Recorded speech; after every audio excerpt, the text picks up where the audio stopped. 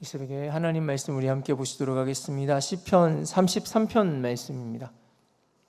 시편 33편 1절에서 11절 말씀까지 말씀입니다.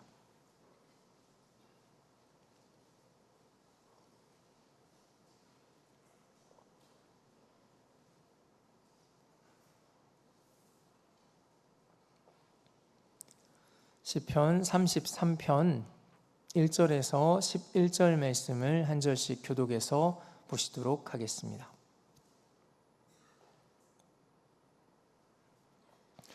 너희 의인들아 여호와를 즐거워하라. 찬송은 정직한 자들이 마땅히 할 바로다. 죽음으로 여호와께 감사하고 열줄 비파로 찬송할지어다. 새 노래로 그를 노래하며 즐거운 소리로 아름답게 연주할지어다. 여호와의 말씀은 정직하며 그가 행하시는 일은 다 진실하시도다. 그는 공의와 정의를 사랑하시며 세상에는 여호와의 인자하심이 충만하도다. 여호와의 말씀으로 하늘이 지음이 되었으며 그의 입 기운으로 이루었도다. 그가 바닷물을 모아 무더기같이 쌓으시며 깊은 물을 곳간에 두시도다. 너는 여호와를 두려워하며 세상의 모든 거민들은 그를 경외할지어다. 그가 말씀하심에 이루어졌으며 명령하심에 견고히 섰도다. 여호와께서 나라들의 계획을 폐하시며 민족들의 사상을 무효하게 하시도다. 함께 보겠습니다. 여호와의 계획은 영원히 서고 그의 생각은 대대에 이르리로다. 아멘. 이 시간 우리 하나님 기대하는 마음으로 함께 따라하시도록 하겠습니다. 하나님, 오늘도 나에게 말씀해 주세요. 하나님, 우리가 간절히 주님을 기대하고 주의 음성을 구할 때 우리 한 사람 한 사람의 삶에 말씀하시고 우리를 새롭게 하시는 은혜가 있으시기를 주님의 이름으로 축원드립니다. 우리는 예수 그리스도를 주라고 고백하는 사람들, 그러니까 주님의 뜻대로 살기로 결심한 사람들입니다. 그렇다면 우리가 주님의 뜻을 어디까지 구해야 하는 것일까요? 하나님께서는 우리가 주님과 어떻게 동행하기를 바라시는 것일까요? 오늘 말씀을 통해서 나에게 하나님이 어떤 분이신지, 그리고 또 우리가 그 하나님과 어떻게 동행해야 할 것인지를 우리 각자에게 말씀해 주시는 시간 되시기를 주님의 이름으로 축원드립니다. 오늘 시편 33편 말씀은 찬송시입니다. 우리가 예배 드릴 때 하나님 신실하십니다, 하나님은 선하십니다, 그렇게 우리가 찬송으로 고백하는 것처럼 하나님의 백성들이 하나님께 그렇게 드리는 찬송의 고백입니다. 그래서 1절에서 3절 말씀은 먼저 그렇게 선포하고 시작합니다. 하나님을 만난 하나님의 백성들이 하나님을 찬양하는 것이 마땅하다, 당연하다라고 오늘 말씀을 시작하고 있습니다. 그리고 이어지는 내용이 4절에서 5절 말씀, 하나님의 백성들이 왜 하나님을 찬양해야 할 것인가? 바로 하나님의 성품 때문이라고 말씀합니다. 4절, 5절 말씀 보겠습니다. 여호와의 말씀은 정직하며 그가 행하시는 일은 다 진실하시도다. 그는 공의와 정의를 사랑하시며 세상에는 여호와의 인자하심이 충만하도다. 사람들이 살아가면서 바라고 기대하는 것들이 하나님 안에 다 있습니다. 정직과 진실, 공의와 정의, 인자하심, 이 모든 것들이 하나님 안에 충만하게 있다 말씀하고 계십니다. 그런데 이렇게 나타나는 그 하나님의 성품들이 이 사람은 저 사람보다 조금 더 진실한 것 같아 라고 생각하는 그런 정도의 성품이 아닙니다. 사실은 이 4절 5절 말씀을 보면은 이것은 사람에게 사용할 수 있는 표현이 아닙니다. 어떤 한순간의 모습이 아니라 그 대상 자체의 특성과 성품을 말하고 있습니다. 언제 어디서나 정직하고 진실하고 공의와 정의를 사랑하시고 그리고 인자하심이 충만하신 하나님, 바로 그분이 내 하나님이심을 그렇게 기뻐하실 수 있는 저와 여러분들 되시기를 주의 이름으로 축원드립니다. 그리고 또 하나의 찬양의 이유가 따라 나옵니다. 하나님이 하신 일들이 바로 그 찬양의 이유가 됩니다. 6절 7절 이렇게 말씀합니다. 여호와의 말씀으로 하늘이 지음이 되었으며 그 만상을 그의 입 기운으로 이루었도다. 그가 바닷물을 모아 무더기같이 쌓으시며 깊은 물을 곳간에 두시도다. 우리 하나님께서는 말씀으로 세상을 창조하시고 지으셨습니다. 또한 저와 여러분을 지으셨습니다. 그리고 그 하나님께서 오늘 우리의 삶에도 역사하고 계시다는 것입니다. 아마 이스라엘 백성들은 이 7절 말씀을 읽으면서 이 찬양을 할 때에 홍해를 가르시는 그 장면을 떠올렸을 것입니다. 또한 홍수가 지나가고 나서 물을 다시 거두어 들이시고 육지를 다시 드러나게 하시는 그 장면을 떠올렸을 수도 있습니다. 저와 여러분의 삶에도 그런 고백이 있기를 원합니다. 하나님이 이런 하나님이십니다 하고 우리가 찬양할 때마다 그렇습니다. 하나님이 내 삶에 그렇게 역사하셨죠 하는 체험의 간증들이 우리 삶에도 넘쳐나실 수 있기를 주의 이름으로 축원드립니다. 그런데 이 찬양의 고백들이 하나님의 백성들에게는 어떤 승리의 고백이고 기쁨의 노래가 되었지만은 하나님을 대적하는, 그리고 또 하나님의 백성을 대적하는 자들에게는 두려움이 되기도 했습니다. 8절 9절은 그래서 이렇게 말씀합니다. 온 땅은 여호와를 두려워하며 세상의 모든 거민들은 그를 경외할지어다. 그가 말씀하심에 이루어졌으며 명령하심에 견고히 섰도다. 이스라엘 백성들에게는 수많은 대적들이 있었습니다. 그리고 때로는 그 대적들에게 약탈을 당하기도 하고 노예로 끌려가고 심지어는 나라가 망하는 순간을 경험하기도 했습니다. 모든 것을 다 빼앗긴 것 같은 그 모든 순간 속에서도 이스라엘 백성들이 붙잡고 있었던 마지막 한 가지가 있었습니다. 우리를 이끄시고 놀라운 일을 행하신 그 인자가 충만하신 하나님께서 여전히 함께 계신다는 것이었습니다. 그 하나님이 여전히 이스라엘과 온 열방을 다스리고 계신다는 믿음이었습니다. 창조하시고 역사하시는 하나님이 계신다면, 그 하나님이 하나님의 백성들에게 함께하고 계신다면 어떤 상황이 온다고 해도 그것은 끝이 아닙니다. 때로는 절망인 것처럼 보이는 그런 상황들이 우리 앞에도 찾아올 수가 있습니다. 하지만 우리 하나님이 함께 계신다면 아직 주저앉을 때가 아니라는 것입니다. 오늘 이 시편의 고백이 오늘 저와 여러분의 삶에도 동일하게 이어지실 수 있기를 주님의 이름으로 축원드립니다. 오늘 본문 말씀을 보면서 가장 중점적으로 보았던 것이 10절에서 11절 말씀입니다. 10절에서 11절 말씀 함께 봅니다. 여호와께서 나라들의 계획을 폐하시며 민족들의 사상을 무효하게 하시도다. 여호와의 계획은 영원히 서고 그의 생각은 대대에 이르리로다. 각 나라들마다 자신들의 계획이 있습니다. 그리고 각 민족들마다 이렇게 살아야 해라고 하는 그들의 사상과 생각들이 있습니다. 그런데 하나님께서 그 모든 사람의 계획과 사상들을 폐하시고 무효하게 하시겠다라고 말씀하고 계시는 것입니다. 지금은 그냥 그 계획대로 돌아가는 것 같고 모두가 그 사상대로 살아야 할 것만 같지만은 그렇지가 않다는 것입니다.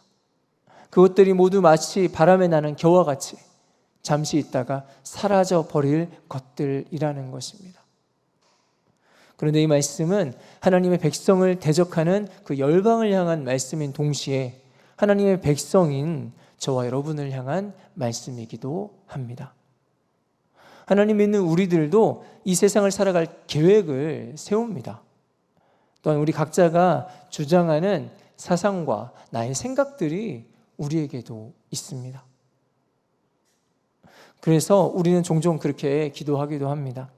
하나님, 제가 이런 계획을 세우고 있고 이런 생각과 이런 꿈을 준비하고 있는데 그 계획을 하나님이 도와주시면 좋겠습니다. 분명히 우리가 어떤 나쁜 일을 계획하는 것이 아닙니다. 굉장히 건설적인 일이기도 하고 또한 하나님, 내가 이 일로 하나님 앞에 쓰임받겠습니다. 그렇게 마음에 결심하고 있기조차 합니다. 하지만 오늘 본문은 분명하게 말씀합니다. 인간의 모든 계획은 패하고 민족들의 사상도 무효가 될 것이다. 왜 이렇게까지 말씀을 하시는 것일까요? 바로 그것과 비교할 수 없는 놀라운 것을 주시기 위함입니다. 다시 11절 말씀 제가 보겠습니다. 여호와의 계획은 영원히 서고 그의 생각은 대대에 이르리로다. 여호와의 계획만이 영원히 선다고 합니다. 여호와의 생각만 대대에 이른답니다. 그렇다면은 우리 인생을 위한 최고의 계획을 세우는 방법은 내가 있는 그 상황에 딱 맞게 최고의 계획을 세우는 것이 아닙니다. 우리의 인생을 위한 최고의 계획을 세우는 방법은 지금 여기에 하나님이 무엇을 계획하시는가를 발견하는 일입니다. 내가 그 하나님께서 나를 통한 그 하나님의 계획하심에 어떻게 참여하고 하나님의 그 일을 나를 통해서 하나님이 어떻게 이루실까를 찾아내는 것입니다. 여러분, 그것이 우리 삶의 최고의 계획이 되는 줄 믿습니다. 예전에 라디오가 집집마다 있었던 그런 때가 있었습니다. 그런데 이 라디오라는 것이 그 기계가 크고 최신형이라서 방송이 잘 나오는 것이 아닙니다. 그 방송의 주파수에 정확하게 맞추어야만 깨끗한 방송을 잘 들을 수가 있었습니다. 사실 이미 방송은 나오고 있습니다. 문제는 내가 주파수를 정확하게 맞추지 못하는 것이었습니다. 그런데 하나님의 백성들도 마찬가지입니다. 우리를 사로잡는 여러 가지 생각과 계획들, 엉뚱한 이 세상의 주파수들을 우리가 분별해내고 하나님의 계획에 우리의 주파수를 맞출 때 우리 하나님의 역사하심을 우리의 삶에도 경험하게 될 줄 믿습니다. 만약에 내가 내 인생의 계획을 세웠다면 남은 것은 그 계획을 실행하는 것입니다. 하지만 하나님의 계획과 뜻을 발견했다면 남은 것은 하나님의 그 부르심에 동참하고 순종하는 것입니다. 나의 계획의 결론은 일시적으로 내 계획이 이루어지는 것일 수 있습니다. 하지만 하나님의 계획의 결론은 영원하신 하나님과의 동행인 줄 믿습니다. 저와 여러분은 어떤 계획을 따라 살기를 원하십니까? 어떤 전문적인 선수들이 운동을 할 때에, 특별히 성장기에 있는 그 선수들이 운동을 할 때 굉장히 중요한 것이 있다고 합니다. 바로 코치를 잘 만나는 것입니다. 의욕적인 선수들은 자신감이 넘쳐서 자기 한계를 잘 모릅니다. 그래서 무리해서 운동을 하다가 인대나 관절이 상하게 되는 경우들이 종종 있다고 합니다. 그래서 그 선수의 가능성과 상태를 잘 알고 계획을 세워주는 코치가 필요하다는 것입니다. 그 계획 안에서 선수들은 운동을 하기도 하고 훈련을 하기도 합니다. 우리 인생이 꼭 그렇습니다. 각자의 나름대로 나는 내 인생을 잘 안다고 생각하고 계획을 세우지만은 사실은 우리는 당장 잠시 후도 내일 일도 알지 못하는 인생입니다. 그래서 저와 여러분을 아시고 영원까지 아시는 하나님의 계획이 필요한 것입니다. 그래서 우리의 계획은, 그렇다면 우리의 계획은 하나님의 계획 안에 있어야 합니다. 우리의 계획은 하나님이 사용하시는 도구가 될 수 있지만은 절대로 하나님을 대신할 수는 없다는 것입니다. 다윗이 골리앗과 싸우러 나갈 때였습니다. 어린 다윗이 하나님께 이 다윗에게 골리앗을 쓰러뜨릴 그 마음을 주셨습니다. 그래서 다윗이 하나님의 계획에 순종하기로 결심합니다. 하지만 다윗은 또한 자기의 계획도 세웁니다. 사울이 그 갑옷을 빌려주지만은 다윗이 갑옷을 입어보고는 그 갑옷을 입지 않기로 결정합니다. 골리앗에게 가는 그 길에 물매를 챙깁니다. 그리고 매끄러운 돌 5개를 골라서 가지고 갑니다. 여기 나오는 다윗의 계획들은 하나님의 계획에 순종하고 동참하는 과정에 있었습니다. 다윗의 모든 계획들이 하나님의 계획 안에 있었다는 것입니다. 그때 다윗은 하나님의 일하심과 역사하심을 경험하게 됩니다. 여러분, 가장 탁월한 계획은 우리가 하나님의 계획 안으로 들어가는 것인 줄 믿습니다. 우리의 계획이 하나님 계획 안에 있다면은 우리는 내 계획대로 되지 않는다고 슬퍼하거나 하나님께 분노하거나 하지 않습니다. 내가 아무리 심혈을 기울여서 계획했다고 할지라도 하나님이 간섭하시고 조정하신다면은 얼마든지 기쁨으로 자리를 내어드릴 수 있습니다. 때로는 내 생각으로 이해할 수 없는 때라고 할지라도 하나님의 계획이라면 믿음으로 따라갈 수 있습니다. 그때 하나님이 저와 여러분을 인도하시고 빚어 가실 줄 믿습니다. 특별히 간절한 기도의 제목을 가지고 기도하시는 분들께 오늘 부탁을 드리고 싶습니다. 하나님, 꼭 저의 인생을 이렇게 이 방향으로 인도해 주세요 라고 기도하기 전에 하나님, 저는 이 방향으로 인도해 주셨으면 좋겠는데 하나님 생각에는 어떠세요? 하고 기도하실 수 있기를 간절히 원합니다. 물론 우리가 간절히 원하는 것이 잘못도 아니고요, 우리가 나름대로 이 계획을 세워서 기도할 수 있습니다. 그럴 수 있습니다. 하지만 그 간절한 기도의 끝에 꼭 이 한마디를 붙여주시면 좋겠습니다. 하나님, 저의 계획은 그렇지만은 하나님이 아니라고 하시면은 저는 돌아서겠습니다. 하나님, 저는 내려놓을 수 있습니다. 왜냐하면 나보다 나를 더 잘 아시는 하나님을 신뢰하기 때문입니다.